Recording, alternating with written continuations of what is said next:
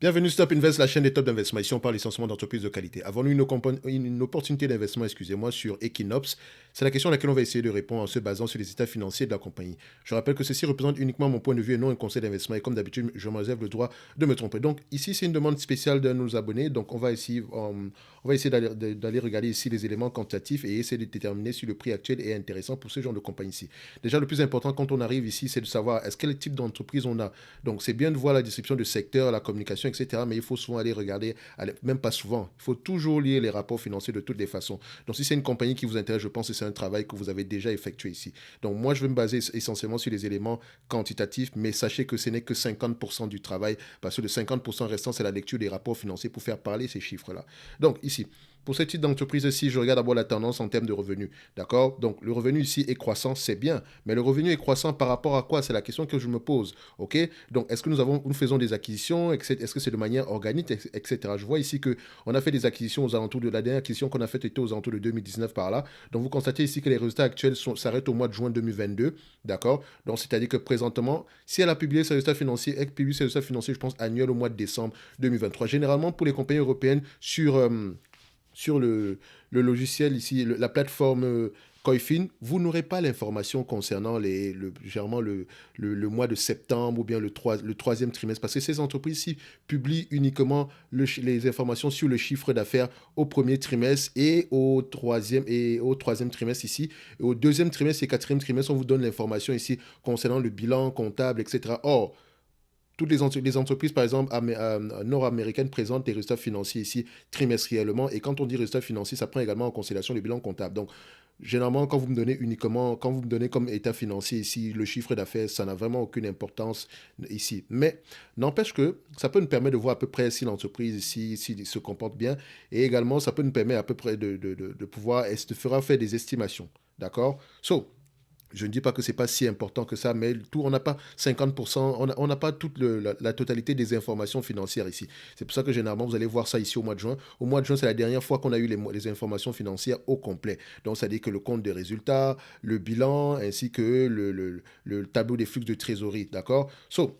Mais ici, on va travailler avec les estimations des analystes ici, d'accord? Donc déjà, il faut souvent vérifier pour une compagnie de cette taille-là, 200 millions ici, c'est pas énorme. Donc il faut voir s'il y a des analystes qui suivent le dossier. Ça peut être un avantage comme un inconvénient. Donc c'est un inconvénient généralement parce que vous n'aurez pas à peu près des estimations, d'accord? C'est un avantage parce que peut-être qu'on a une entreprise qui est sous-évaluée, parce que le marché, il n'y a pas beaucoup de personnes qui suivent sur cette entreprise. Quand on dit beaucoup de personnes, il n'y a pas assez d'analystes qui suivent cette entreprise. Donc peut-être qu'elle est, voilà, elle pourrait offrir une opportunité d'investissement que le marché n'a peut-être pas remarqué.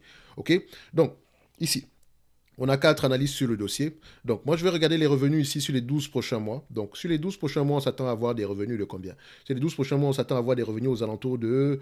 Voilà, je prends ça ici. On met ça, on est à combien? On est à peu près à 141 millions ici. D'accord? 141 millions, c'est bien. Donc, je note mon 141 millions là. OK? 141. Maintenant, en termes de croissance, etc., je sais qu'il y a une certaine croissance ici. Ça reste de l'information, OK? Donc, je vois ici que la croissance, si on prend la croissance sur les 3 dernières années, d'accord, on va le faire comme ça. Donc, disons d'abord les 2 dernières années, on a à peu près aux alentours de 5% de croissance. Sur les 3 dernières années, nous avons à peu près 10% de croissance. Et sur les 10 dernières années, bon, voilà, on ne va pas mettre 10 dernières années. Si on prenons 7 dernières années, on a à peu près 40%. Bref, on a au moins quelque chose aux alentours de 5% en montant. OK? 5% en montant. Donc, comme je l'ai dit, il faut questionner la source de la croissance et voilà, la qualité de cette croissance-là. OK? Donc, en termes de. J'aime bien regarder également la marge de but. C'est bien d'avoir de la croissance, mais est-ce que la marge de but est stable? Oui, ici, on a à peu près une stabilité. La marge de but, c'est une bonne chose. Maintenant, je vais comparer les net income, OK, et les free cash flow. OK? Donc, si c'est une compagnie qui est en croissance, il faut également savoir où est-ce qu'on se situe sur le cycle de vie de cette compagnie-ci. Si on a une compagnie en croissance, on ne sera pas étonné de ne pas avoir des net income, d'accord? Mais pour les free cash flow, il faut au moins que ces free cash flow-là soient positifs, c'est-à-dire que supérieurs à zéro. OK? On ne demande pas des free cash flow. En fait, c'est juste pour savoir si l'entreprise s'autofinance, d'accord? Donc ici, on a à peu près 4, on voit ici que les net income et les free cash flow, on peut dire qu'ils parlent le même langage ici, mais il faut faire attention. Une compagnie européenne, il faut souvent regarder, privilégier les net income, parce que les free cash flow, on peut leur faire raconter tout et n'importe quoi. J'aime bien regarder également la marge EBITDA et comparer. Donc, quand je prends les EBITDA ici, surtout pour les petites compagnies pareilles, donc elle n'a encore rien prouvé. Vous remarquez ici que le passé ici est négatif, d'accord? On a plus de rouge que de vert, d'accord? Mais l'entreprise ici, il y a une belle croissance, etc. Donc, vous remarquez que maintenant, on a atteint on est en phase de rentabilité en date d'aujourd'hui, mais on a peut-être pas encore atteint le plein potentiel de la compagnie, d'accord? Donc, ici, j'aime bien regarder la marge EBITDA et comparer avec la marge nette ici, net margin. Quand je prends les deux, je mets sur le même graphique, je constate quoi? Alors, je constate ici, donc on va juste fermer ça. D'accord, donc je vais mettre ça ici, un peu comme, voilà. Donc, oui, ok. Donc, j'espère que ça sera un tout petit peu visible ici. Donc, disons qu'on va le mettre en bleu ici. Voilà. Donc, oui, oui, voilà, on va le mettre comme ça, ça va être plus facile. Donc, non, je vais le mettre en jaune. Voilà, on va le mettre ça comme ça. Ok. So, vous constatez que ça, c'est en termes de marge. Les marges de net income et les marges d'EBITDA les net income sont supérieurs aux EBITDA. C'est pas normal. Les net income ne peuvent pas être supérieurs aux EBITDA. Si c'est le cas, c'est-à-dire qu'il y a un élément spécial ici. Il y a un bénéfice extraordinaire dans ces net income-là. Donc, il faut les ajuster, il faut les normaliser. Donc, c'est pour ça que je prends les normalize net income. D'accord? Quand je prends les normalize net income ici, c'est-à-dire que c'est ajusté à tout ce qui peut avoir comme variation, on voit ici que on est à peut-être quelque chose aux alentours de, voilà, on a des marges aux alentours de 3% par là au lieu de 7% qu'on avait tantôt.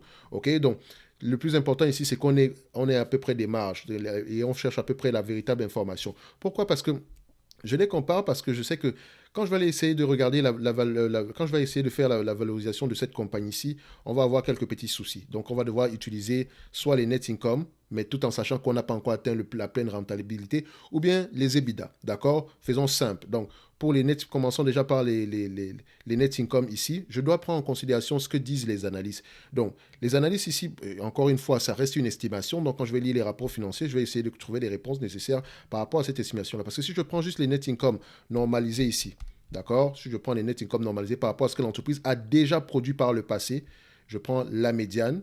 Vous savez que j'aime bien la médiane ici. Je mets ça là. Voilà. Donc, on met ça sur les 3 dernières années ici. Donc, je prends ça. Et voilà. Je mets ça, disons, on va peut-être mettre sur les 5 dernières années. On a 1,96%. Sur les 3 dernières années, on a à peu près 2,38%. Actuellement, on est à 3,6%. OK? Donc, je pourrais mettre 2,38% ici, tout en sachant qu'on a des marges plus élevées ici. OK? Ça, c'est par rapport aux marges passées. 2,38. Et je rappelle bien que ce sont les marges normalisées. Donc, c'est ajusté aux éléments extraordinaires. OK? Donc, ça, c'est la partie. Donc, si je dois évaluer cette compagnie-ci en prenant en considération qu'elle aura toujours des marges de 2,38% sur les années futures, sur un revenu de 141 millions ici, vous voyez qu'on va trouver quelque chose d'assez. On va trouver que cette compagnie-ci est largement surévaluée. Mais attention, il faut vous dire ici que les marges actuelles ne représentent peut-être pas la véritable rentabilité de l'entreprise quand elle sera mature. OK? Donc, faites attention. So, c'est pour ça que je vais peut-être privilégier le 1 que ratio pour évaluer cette compagnie-ci. Je vais prendre la valeur d'entreprise sur EBITDA. D'accord? Et la valeur d'entreprise sur EBITDA ici, je vais privilégier la valeur d'entreprise sur EBITDA ici. Et le ratio devrait être quelque part aux alentours de 10 fois les bénéfices. Et en supplément, je prends la valeur d'entreprise sur EBITDA en prenant en considération les EBITDA futurs. OK?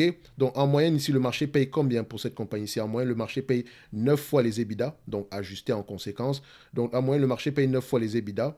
Ok, est-ce que je vous dirais que 9 fois les EBITDA, c'est cher payé? Non, je pourrais même aller jusqu'à 10 fois les EBITDA, mais je pense que le marché paye généralement ici. Donc, c'est-à-dire que l'estimation des EBITDA futurs pour cette compagnie-ci, l'estimation des EBITDA futurs, EBITDA consensus average, pour les 12 prochains mois, on a combien ici? Pour les EBITDA pour les 12 prochains mois ici, nous avons à peu près 24 millions, d'accord? Dans le 24 millions ici, multiplié par 9 fois les bénéfices, enfin, multiplié par 9, qui est la moyenne de la valeur d'entreprise sur EBITDA ici, on aura à peu près 216 millions.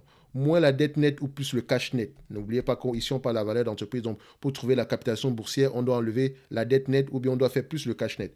D'accord? Donc, ici, dette, on met ça ici, dette nette, on est au total, on a combien ici? On a 11 millions, 11,30, d'accord? Donc 11,30 ici. Donc techniquement, on pourrait le faire ici. On pourrait faire ici, ça pourrait donner ici, on pourrait ajouter 11,30 ici, mais je vais le laisser de côté ici. De toutes les façons, ça ne va pas changer grand-chose parce que quand on va faire diviser ici par la compagnie, excusez-moi, par le nombre d'actions, d'accord?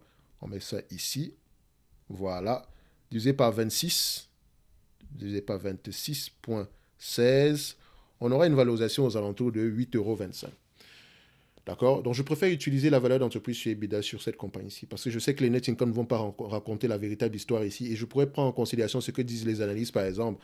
Si on a des analystes ici sur le dossier, je pourrais prendre ici en considération ce qu'ils disent en année N plus 1. Donc, ici, par rapport au net income, on s'attend à peu près aux alentours de 6 millions. Même si on échange ici à 20 fois les bénéfices, vous allez voir qu'on aura quelque chose en autour de 140, on va trouver que l'entreprise est sous-évaluée. Mais attention, la rentabilité n'est peut-être pas, encore optimale en date d'aujourd'hui, c'est-à-dire que peut-être qu'aujourd'hui on a 3% de rentabilité, 3% de marge, l'année prochaine on aura 7%, l'année sur prochaine on aura 9%. Donc il faut lire les rapports financiers pour savoir quel est l'objectif de marge ici. Moi, à mon niveau, je pense que cette compagnie est correctement évaluée et voilà, correctement évaluée en prenant en considération les EBITDA des 12 prochains mois, ça dit que les EBITDA produisent jusqu'en 2022 par là. Ok, n'oubliez pas, parce qu'ici nous sommes encore au mois de juin 2022.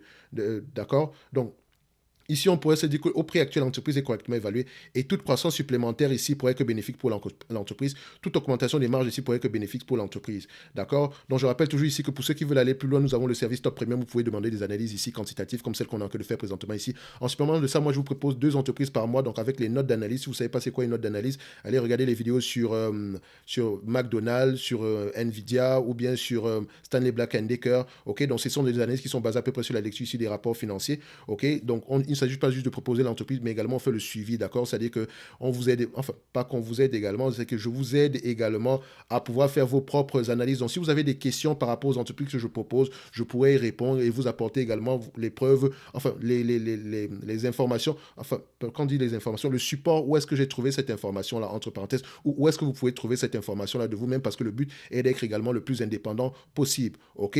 Donc, également, nous avons le service ici de la Top Newsletter, tout est dans la description de la vidéo ici, dans la Top Newsletter qui est gratuite. Vous recevez ici des analyses ici sur le sectoriel. Dernièrement, on a fait l'analyse sur le sectoriel des banques. Sur le site ici, présentement, sur le YouTube, vous allez, sur la chaîne YouTube, vous allez trouver des analyses concernant ici le secteur des rates aux États-Unis, le secteur ici automobile, etc. C'est axé Amérique du Nord, mais ça peut s'appliquer en Europe également, d'accord? Ce n'est pas trop c'est pas trop la géographie qui compte, en fait, c'est le message derrière à peu près comment est-ce qu'une entreprise pourrait se comporter dans ce secteur d'activité-là, surtout que tout est basé ici, enfin, quand je dis tout, ça dépend également de la macroéconomie, donc pour ceux qui sont investis en Amérique du Nord, je le fais essentiellement parce que moi également j'ai un intéressement fiscal à ce niveau-là, donc pour ne pas m'éparpiller en Europe, je sais que la plupart de mon audience est de ce côté-là et vous aimez bien le PA, donc je préfère déjà me limiter sur un élément où moi également je vais pouvoir bénéficier parce que je peux uniquement investir dans ces zones là sur le plan fiscal, ok? Enfin, ça sera un avantage fiscal pour moi à ce niveau-là. Bref, on s'arrête là. Cette compagnie-ci est correctement évaluée en date d'aujourd'hui, mais attention, attention, ça reste une petite entité ici. Comment est-ce qu'elle fait son argent? À qui est-ce qu'elle vend ses produits ici? Quel est le cycle de remplacement? Est-ce qu'il y a un service derrière, etc. Voilà des questions que vous devez vous poser. Sinon, nous, ici, on se donne rendez-vous sur la prochaine vidéo et d'ici là, portez-vous bien. Merci.